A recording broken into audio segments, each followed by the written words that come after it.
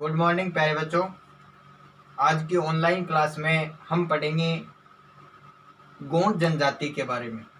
गोंड जनजाति जो कि विश्व का सबसे बड़ा जनजाति समूह है।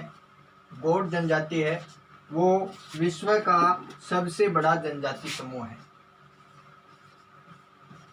विश्व का सबसे बड़ा जनजाति समूह है गोंड जनजाति। गोंड जनजाति है वो विश्व का सबसे बड़ा जनजाति समूह है।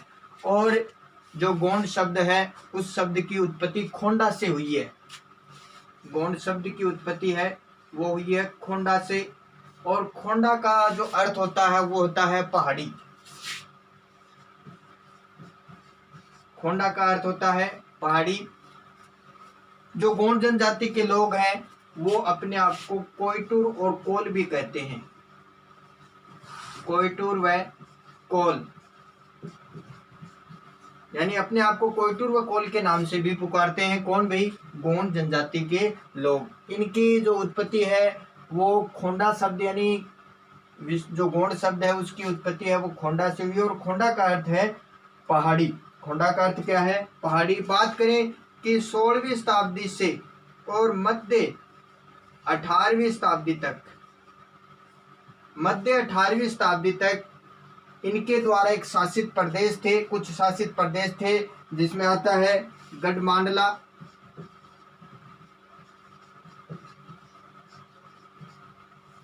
चांदा, खेड़ला और इसके अलावा इसमें आता है देवगढ़। यानी ये क्षेत्र थे। यहाँ पर ये क्या करते थे? राज करते थे या शासन करते थे। कौन करते थे भाई? गोंड जनजाति के लोग करते थे। जब यहाँ पर मुगल और मराठा ये लोग आ गए तो इन लोगों ने, मुगलों ने और मराठों ने क्या कर लिया? इनका जो शासित प्रदेश था उसको छीन लिया और इन्हें हाशिए पर धकेल दिया। यानी इनका जो शासन प्रदेश है वो छीन लिया गया। किसके द्वारा? मुगलों द्वारा और मराठा जो लोग हैं उनके द्वारा। अब बात करते हैं हम इनके निवास क्षेत्र की। गोंड जनजाति का निवास क्षेत्र है यानी ये कहाँ पे रहते हैं? तो निवास क्षेत्र की बात की जाए तो गोंड वर्ग के लोग हैं वो मध्य प्रदेश, छत्तीसगढ़, उड़ीसा, झारखंड, असम, तेलंगाना और महाराष्ट्र इन राज्यों में निवास करते हैं। यहाँ पे बस्तर का पठार है, सतपुड़ा पर्वत है, मैकाल पर्वत श्रृंखलाएं हैं और गडजत की जो पहाड़ियां हैं यहाँ पे निवास करते हैं। और जिन क्षेत्रों में ये निवास करते हैं उन क्षेत्रों की ऊंचाई लगभग 600 से 900 मीटर बताई गई है कि यहाँ 600 से 900 मीटर की ऊंचाई तक ये लोग हैं निवास करते हैं इन पहाड़ी क्षेत्रों में। और इन पहाड़ी क्षेत्रों से कई नदियां भी निकलती हैं, जैसे महानदी है, गोदावरी है, सोन है, नर्मदा है। यानी इस प्रकार से कई नदियां भी यहाँ से निकलती हैं। और जहाँ ये इस क्षेत्र में निवास करते हैं वहाँ पर लगभग 40 डिग्री सेल्सियस तापमान पाया जाता है। और वर्षा की बात करें तो वर्षा है वो 120 से 160 सेंटीमीटर के आसपास होती है। और यहाँ पर सघन वन पाए जाते हैं इन क्षेत्रों में। अब हम बात करेंगे इनके आर्थिक क्रियाकलापों की कि ये लोग अपना जीवन यापन करने के लिए क्या क्या कार्य करते हैं। आर्थिक क्रियाकलाप, वैसे तो गोंड जनजाति के लोग आत्मनिर्भर होते हैं, इनकी आवश्यकताएं बहुत ही कम होती हैं। फिर भी जो ये लोग हैं ये आखेट करते हैं और झूमिंग कृषि करते हैं। इसके अलावा वनों से संग्रहण करना और पशुपालन करना ये कार्य भी इन लोगों के द्वारा किया जाता है। ये जो लोग हैं ये झूमिंग कृषि का एक प्रकार है जिसे कहा जाता है दीपा। वो खेती करते हैं। इस खेती में क्या होता है कि कोई स्थान होता है, उस स्थान पर जो भी पेड़ पौधे हैं उनको काट लिया जाता है और जला लिया जाता है। उसके बाद वहाँ पे खेती की जाती है। 2-3 वर्ष खेती वहाँ पे करते हैं। उसके बाद उस भूमि की उर्वरा शक्ति कम हो जाती है तो उसके बाद उस भूमि को छोड़ दिया जाता है, यानी पड़त छोड़ दिया जाता है। 2-3 वर्ष तक ऐसे ही पड़ी रहती है। तो इस प्रकार वो वहाँ पे दीपा कृषि का प्रचलन है। और खेत बोने के बाद ये लोग पशु बलि देते हैं। पशु बलि देते हैं यानी जब अपने खेत जोत देते हैं उसके बाद ये पशु बलि देते हैं। गौड़ जनजाति के कई वर्ग हैं, इसमें जैसे धीवर है, कुरुक है, केवट है। ये लोग मछुआ कर्म यानी मछली पकड़ने का कार्य करते हैं। और इसमें एक होता है रावत वर्ग। रावत वर्ग है वो पशुपालन और दूध बेचने का कार्य करता है। रावत वर्ग क्या करता है? पशुपालन और दूध बेचने का कार्य करता है। अब हम बात करते हैं इनके आर्थिक क्रियाकलापों की, थोड़ी विस्तार से चर्चा करते हैं। तो इसमें सबसे पहले दिया गया है आखेट। आखेट की बात की जाए तो ये लोग हैं शिकार करते हैं और शिकार के माध्यम से अपना जीवन यापन करते हैं। लेकिन वर्तमान में क्या है, सरकार ने शिकार पर, पशुओं को मारने पर रोक लगा दी है, तो इनकी शिकार की जो गतिविधियां हैं उनमें कमी आई है। फिर भी कुछ मात्रा में ये शिकार करते हैं। अब शिकार के स्थान पर ये लोग क्या करने लगे हैं? खेती करने लगे हैं। आखेट के बाद आता है भोजन। भोजन की अगर बात करें तो वहां पर जो स्थानीय अनाज पाए जाते हैं, कोदू व कुटकी, इन अनाजों का ये सेवन करते हैं, भोजन के रूप में काम में लेते हैं। कोदू व कुटकी, और कुछ गोंड है वो सब्जियां भी उगाते हैं और जंगलों से भी सब्जियां प्राप्त करते हैं। और जब पशु बलि दी जाती है या शिकार से जो पशु प्राप्त होता है उसको ये लोग खाते हैं। अब बात करते हैं भोजन के बाद आता है वस्त्र। वस्त्र व आभूषण। वस्त्र व आभूषणों की बात करें तो ये लोग सूती वस्त्र पहनते हैं। कैसे पहनते हैं भाई? सूती वस्त्र। पुरुष है वो धोती पहनते हैं, महिला साड़ी व चोली पहनती हैं। ये लोग आभूषण भी पहनते हैं। महिलाएं हैं वो चूड़ियां भी पहनती हैं, और महिलाएं हैं वो गोदने भी गुदवाती हैं। गोदने गुदवाता यानी शरीर के ऊपर है वो विभिन्न प्रकार की आकृतियां हैं वो मंडवाती हैं महिलाएं। इसके बाद वस्त्र व आभूषण के बाद हम बात करें तो इनका निवास गृह।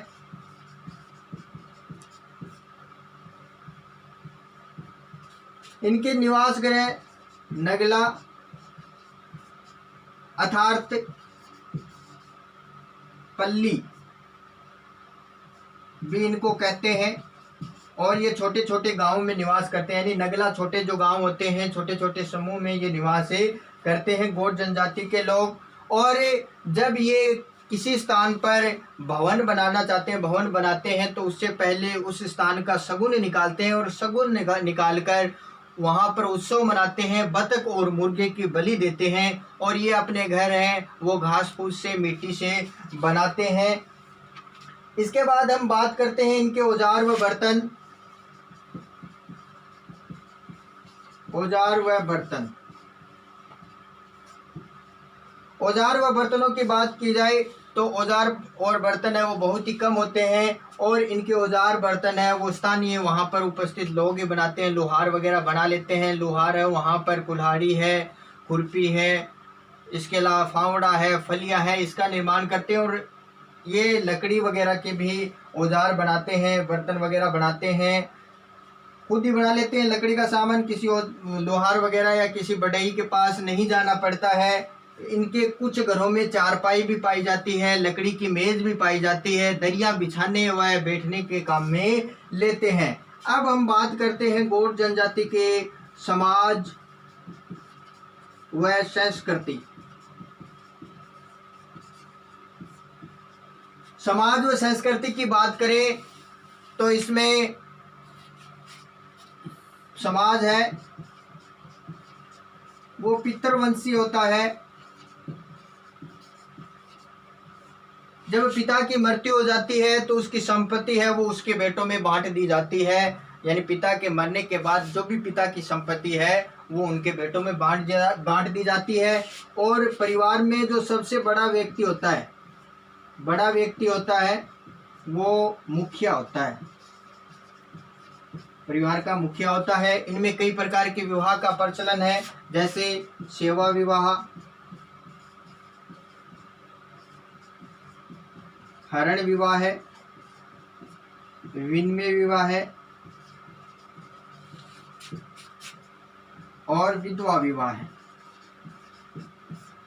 ये विवाह है वो किसी प्राकृतिक स्थल के पास करते हैं, जैसे कोई जल स्रोत है, आम के वृक्ष के नीचे, और किसी भी प्रकार की अनिष्ट से, बुरी आत्माओं से बचने के लिए ये विवाह के समय राम धुनी का भी आयोजन करते हैं। कौन करते हैं भाई?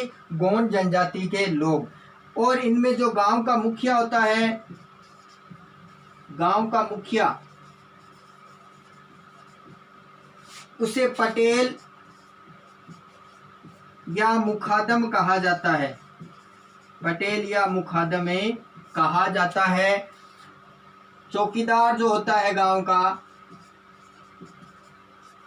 उसे कोतवार कहते हैं। क्या कहते हैं? कोतवार कहते हैं किसे? चौकीदार को। गांव का जो पुजारी या जिसे हम कहते हैं पुरोहित, गांव का जो पुजारी है, पुरोहित है, उसे ये लोग देवारी कहते हैं। देवारी कौन है? गोंड जनजाति के लोग। यानी इनमें गांव का जो मुखिया होता है वो पटेल या मुखादम होता है, चौकीदार है उसे कोतवार कहा जाता है, पुजारी या पुरोहित है उसे देवारी कहा जाता है। और गांव में किसी प्रकार का विवाद हो जाता है तो उस विवाद को गांव की पंचायत के द्वारा ही सुलझा लिया जाता है। गोंड जनजाति के लोग हैं वो नृत्य व गीत गाते हुए उत्सव मनाते हैं। पूर्णिमा की चांदनी रात में ये एकत्रित होकर नाचने का आनंद लेते हैं। महिला और पुरुष हैं वो साथ में ही नाचते हैं। इसमें एक धूलिया वर्ग होता है जो एक गायक जाति है, यानी धूलिया वर्ग गायक जाति है।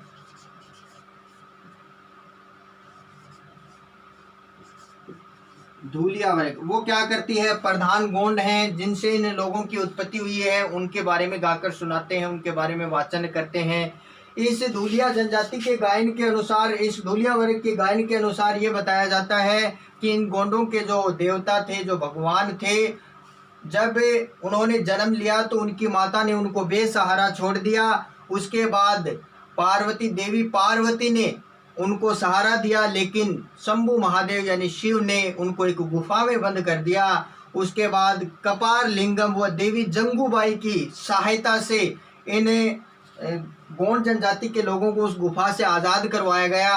और जब आज़ाद करवाया गया तो ये चारों दिशाओं में फैल गए।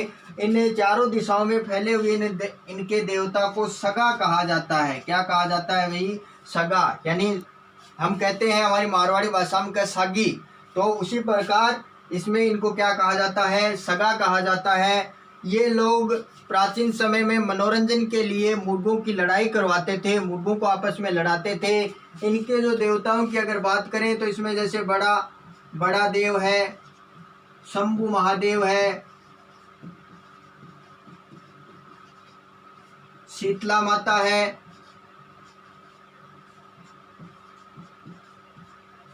छोटी माता है।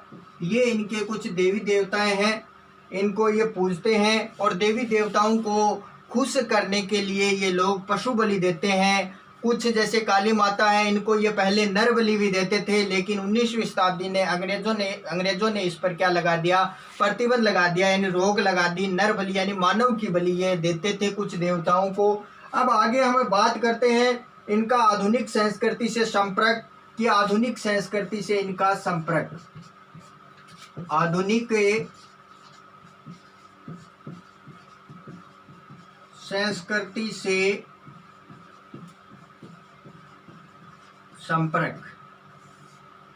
ये जो गोंड जनजाति के जो लोग रहते हैं वहाँ पर सरकार द्वारा औद्योगिक विकास के कारण पिछले लगभग 30 वर्षों से इस जनजाति के लोग हैं वो श्रमिक वर्ग में आ गए हैं। यानी अब ये लोग श्रम के रूप में, मजदूर के रूप में काम करने लगे हैं। ये लोग खदानों में, विनिर्माण उद्योगों में अब क्या करने लगे हैं भाई? कार्य करने लगे हैं। और जहाँ पर ये कार्य करते हैं इनके परिवार हैं उन्हीं क्षेत्रों के निकट बस गए हैं। वहाँ पर इनकी एक बस्ती है वो बन गई है। और यहाँ पर सरकार द्वारा अनेक प्रकार की स्वास्थ्य सुविधाएं, चिकित्सा सुविधाएं और अन्य सुविधाएं उपलब्ध करवाई जाती हैं। आज भी गोंड जनजाति की अगर बात करें, इनमें साक्षरता बहुत ही कम है, नगण्य है। महिला तो बिल्कुल ही साक्षर नहीं है। इनमें एक प्रथा भी प्रचलन थी प्राचीन काल में जिसका नाम था कबाड़ी प्रथा। वर्तमान में इसे सरकार ने बंद कर दिया है। कबाड़ी प्रथा में क्या होता था कि कबाड़ी प्रथा में जैसे कोई व्यक्ति, गौंड जनजाति का कोई भी व्यक्ति है, वो किसी साहूकार से या धनवान व्यक्ति से अगर पैसे उधार ले लेता था और उसकी मृत्यु हो जाती थी, तो उसके बाद अगर वो पैसा नहीं चुकाया जाता था तो उसकी संतान को उसके यहाँ जिस साहूकार से पैसा लिया है उस साहूकार के यहाँ काम करना पड़ता था। जब तक पैसा नहीं उतरता था, पैसा नहीं चुकाया जाता था, तब तक क्या करना पड़ता था, इनके यहाँ काम करना पड़ता था। तो इस प्रकार हमने गौंड जनजाति के बारे में पढ़ा और इससे पहले हमने एस्किमो, बुशमैन और भील जनजाति के बारे में पढ़ा। इस प्रकार से ये हमारा अध्याय 2 था, वो कंप्लीट हो गया। अगर किसी ने जो पहले के जो जनजाति समूह नहीं पढ़े हैं तो पहले उनको देखें और उसके बाद इनका अध्ययन करें। आशा करता हूँ आपको ये अच्छी तरीके से समझ में आए होंगे। धन्यवाद।